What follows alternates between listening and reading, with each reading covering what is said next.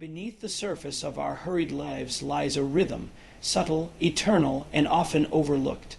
It is the silence between the notes that gives music its meaning, just as the pauses, the trials, and the moments of doubt give depth to our journey. Steve Jobs once reminded us that life can only be understood by connecting the dots looking backward, but it must be lived forward with trust. Every setback, every unanswered question is not an interruption. It is part of a larger composition, guiding us toward who we are meant to become. In this cosmic dance, we are both the dancers and the dance itself, inseparable from the greater design that holds us. To embrace this truth is to step into life with reverence, to see not just what we do, but why we are here. And when you finally glimpse the pattern, you will realize you have always been exactly where you were meant to be. When we look back on our lives, it's tempting to believe that everything should have made sense in the moment, that every choice, every experience, every turn in the road should have come with a map, but life doesn't work that way. The truth is, we don't get the luxury of seeing the full picture when we're standing in the middle of it. We only see fragments, scattered dots that seem random, disconnected, even frustrating. And yet, if you carry a little faith, if you trust the process long enough, you start to notice something remarkable. Those dots begin to connect. What once felt meaningless suddenly reveals itself as essential. What once felt like failure transforms into the very seed of success. Think about the times in your life when you faced uncertainty, when the ground beneath you felt unsteady. In those moments, it's natural to question the purpose of the struggle, to wonder if you've lost your way. But often, it's precisely those struggles that prepare you for the opportunities waiting ahead. The job you didn't get, the path that closed, the person who walked away. Each one leaves behind a mark. And later, much later, you realize that without those very marks, you wouldn't have become who you are. It's like a constellation in the night sky. From the ground, the stars seem scattered, unrelated. But with perspective, you begin to see shapes, patterns, a story written above you. Your life is no different. The scattered experiences, the heartbreaks, the triumphs, the quiet nights of doubt, they are stars in your personal sky. And if you dare to trust the unseen, those stars begin to form a constellation that guides your way forward. We live in a culture obsessed with answers. We want certainty. We want to know where every step will lead before we take it. But life doesn't unfold like a straight line. It moves in spirals, in unexpected directions, in detours that seem meaningless until you look back and realize they were essential. The art of living isn't about demanding clarity in every moment. It's about surrendering to the mystery and believing that the clarity will come in time. There's something profoundly humbling about this. It means we're not fully in control, and yet we're not lost either. It means that even in our moments of confusion, something greater is at work. Call it destiny, call it the universe, call it design. Whatever name you give it, it's real. And it's moving quietly beneath the surface of your life, weaving threads you cannot yet see. But here's the challenge: you won't believe it until you look back. And that means you need to keep going, even when the meaning isn't obvious. You need to trust that today's uncertainty will one day become tomorrow's clarity, because it will, always. So don't be afraid when life feels incomplete, when the dots don't yet connect. Don't be discouraged when you can't see the shape of your story. Every moment matters. Every step is part of the design. You are exactly where you need to be, even if you don't yet understand why. And when you look back years from now, when you see how the dots have formed the pattern of your life, you will understand something simple, something timeless. There was never a wrong turn. The dots always connect, just not in advance. There's a quiet voice inside each of us. You've felt it before. It comes as a whisper, a nudge, a sudden sense of knowing. It rarely shouts, and it almost never comes with a detailed explanation. It simply says, "This way." The challenge is, in the noise of the world, that voice is easy to miss. We live surrounded by the expectations of others, by the opinions of friends, colleagues, even strangers who think they know what's best for us. If we're not careful, that noise drowns out the very compass that was designed to guide us. But the truth is, the most important decisions in life are rarely made by logic alone. Logic is useful, yes. It gives structure and discipline.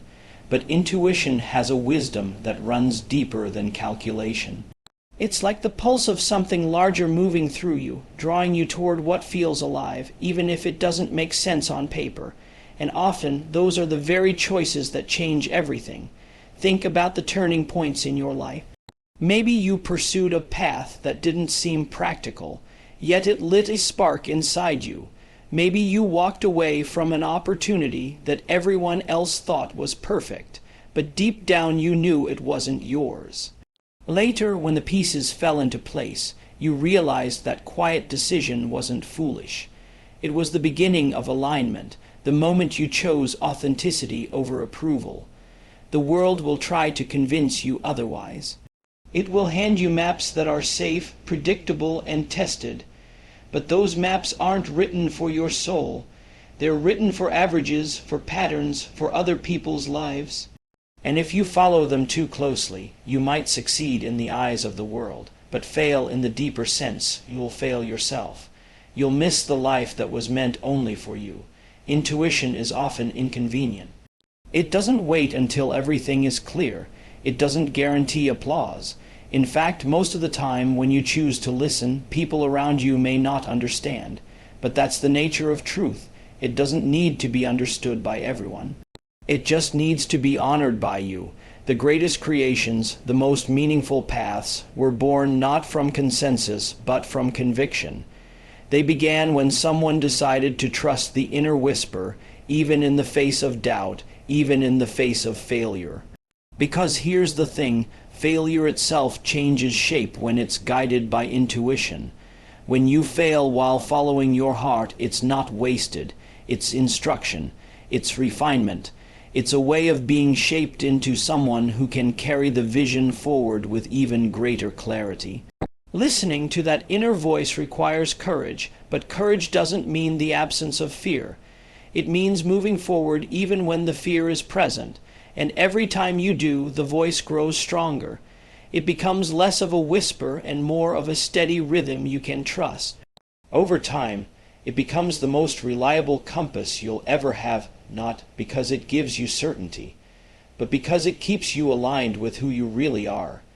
There's a simple beauty in this. If you can quiet the noise of the world long enough, if you can tune into that quiet place inside, you'll discover something extraordinary. The answers you've been searching for were already within you. So stop waiting for the world to validate your path. Stop asking for permission to be who you are. Trust the whisper. Follow it wherever it leads, even if no one else understands, because the truth is, deep down, you already know. Your heart always knows the way, if you're brave enough to listen. Simplicity is often misunderstood. People think it means taking the easy road or reducing things until there's nothing left. But true simplicity isn't about doing less, it's about finding the essence, the truth at the center of something, and letting that shine without distraction. It's stripping away the noise until only what matters most remains. And that is far harder than it sounds. The world loves complexity. Complexity feels sophisticated, it feels impressive. But complexity is often just a mask. It hides confusion, it hides fear, it hides the lack of clarity. Simplicity, on the other hand, demands courage. It forces you to decide what truly matters and what doesn't. And once you make that choice, everything changes. Think about it. The most profound experiences in life are often the simplest. A conversation that shifts your perspective, a design that feels effortless, a sentence that captures the essence of an entire story. The beauty of simplicity is that it doesn't compete for your attention. It directs it. It points you straight to the heart of meaning without distraction. But simplicity is not achieved overnight. It is the product of deep thought, of endless refinement, of questioning again and again. Is this essential? Or is this noise? It requires the discipline to remove, to cut, to say no, even when something looks good on the surface. Because if it doesn't serve the essence, it doesn't belong. In our lives, this principle holds just as true. We fill our days with so much commitments, possessions, tasks, ambitions, that we lose sight of the core. We confuse being busy with being alive. But when you step back, when you remove the clutter, what remains? Your values, your relationships, the work that matters, the moments that will outlast everything else. That's the essence, and the courage to choose it over everything else. That's the art of simplicity. Simplicity is not about less, it's about depth. When you focus on what truly matters, you go deeper, you create with more intention, you live with more clarity. You stop chasing everything, and you start honoring the few things that give your life meaning. And when you do that, your work, your relationships, your very presence in the world become more powerful. There's something almost spiritual about it. To arrive at simplicity is to arrive at truth. It's to discover that beauty doesn't come from excess, but from alignment. When everything unnecessary falls away, what's left is pure, undeniable, unforgettable. This is why simplicity matters, not just in design, not just in work, but in how you live. Because life is short, and if you spend it tangled in complexity, you'll miss the extraordinary clarity that was always within reach. But if you choose simplicity, if you choose to focus only on what truly belongs, your life begins to carry a rare kind of elegance. One that doesn't fade, one that endures. So in everything you do, in everything you create, ask yourself, is this essential? Is this true? And if it's not, let it go. Because when you learn to honor simplicity, you learn to honor life itself. Simplicity isn't the absence of something, it's the presence of everything that matters. Focus is one of the hardest disciplines in life, not because we don't know what matters, but because we're tempted by everything else. The world is full of opportunities, distractions, and invitations. Each one looks appealing, each one promises something, and yet most of them pull us away from what truly matters. The real challenge isn't deciding what to do, it's deciding what not to do.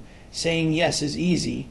It feels generous, it feels open, it feels like progress, but every yes comes at a cost.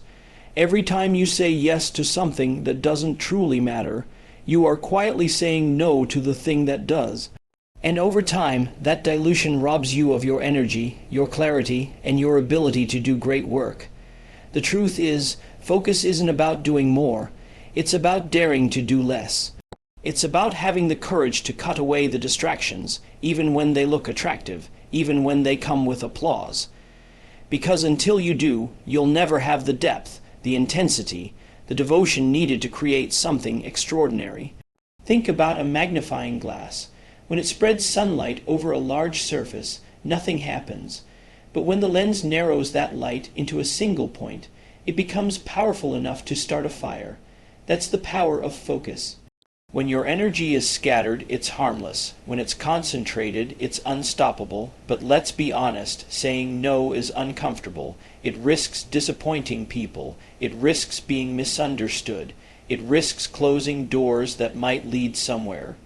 And yet, the willingness to say no is the very thing that protects your yes. It's the discipline that guards your time, your vision, and your soul from being consumed by what doesn't matter. Every great creation, every lasting achievement, is born from someone who decided to protect their focus. They chose not to be everything for everyone. They chose not to chase every opportunity. They chose to go deeper instead of wider. And the result was not just success. It was clarity, it was impact, it was work that stood the test of time. This isn't just about work, though. It's about life. If you fill your days with noise, with endless obligations, with things that drain instead of fuel you, then you're living wide but shallow. But if you cut away what doesn't matter, you begin to live with presence, with intensity, with purpose. You begin to pour yourself fully into the people, the work, the values that mean the most, and that's where life feels richest. It takes courage to protect your focus. It takes strength to turn down what looks good in order to preserve space for what is great. But in the end, the measure of your life will not be how many things you said yes to.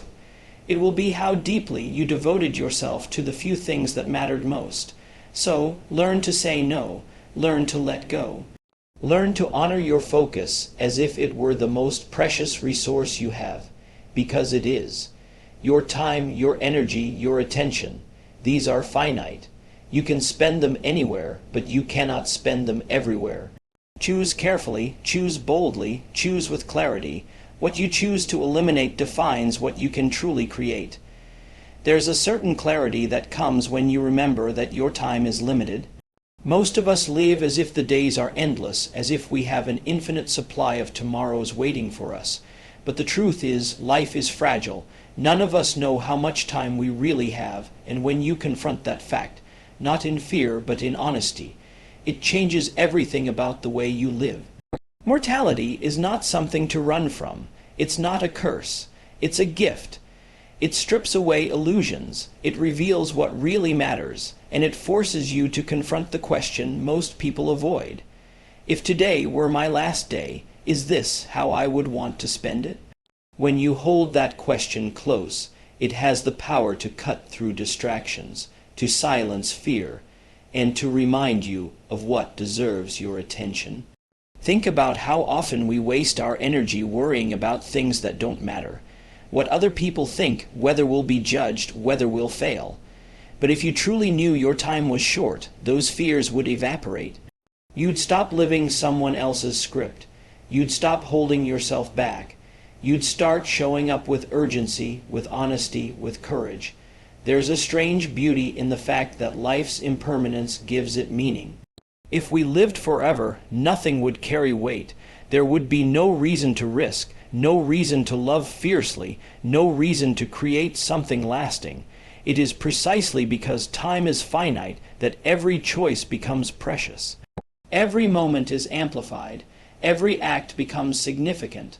When you embrace this, life begins to sharpen. The clutter falls away. You stop chasing things you don't need. You stop tolerating situations that drain you. You stop waiting for the right moment that never arrives. Instead, you lean into the present with intensity, with gratitude, with the awareness that this is it. This moment is your life. It doesn't mean you live recklessly. It means you live intentionally. You pour yourself into the work that matters, into the people who light you up, into the visions that call to you. You stop treating life as a rehearsal, and you realize this is the only performance you get. That realization isn't heavy, it's liberating. And yes, facing mortality also means facing the possibility of failure. But once you remember that everything ends anyway, failure loses its sting. You realize the real failure is not trying, not risking, not daring to put your true self into the world. Because in the end, the regrets that haunt us aren't the mistakes we made. They're the chances we never took. Death will come for all of us. That's not the question. The question is, what will we do with the time we're given? Will we live timidly, afraid to break free from the expectations around us? Or will we live boldly, fully, awake to the miracle that we are even here at all? If you can live with that awareness, if you can let mortality be your teacher, you will begin to live with a fire that can't be extinguished. You'll stop postponing your dreams. You'll stop hiding behind excuses. You'll start showing up every single day with the urgency and the courage that comes from knowing the clock is ticking. Remembering that you will die is the most powerful reminder to truly live. Creation is more than just making something new. It's an offering. Every time you create, whether it's a piece of art, a product, a story, or even a moment of kindness, you're placing something into the world that wasn't there before. That act, simple as it may seem, carries weight far beyond yourself. It becomes part of the collective fabric of humanity. It touches lives in ways you may never see, echoing across time and space in ways you can't predict. Too often, we think of creation as an act of personal achievement, a way to prove our worth or secure recognition. But creation at its deepest level isn't about ego. It's about service. It's about asking, what can I give that will outlast me? What can I contribute that will make someone else's journey a little brighter, a little lighter, a little more inspired? When you see creation through this lens, it becomes sacred. It's no longer about chasing praise, it's about answering a responsibility. Because the truth is, each of us has been entrusted with something unique, a perspective, a talent, an idea, a way of seeing the world that no one else has. To hold that back, to keep it hidden, is to deny the world a gift that only you can give, and it doesn't have to be grand. Not every act of creation will change industries or reshape cultures.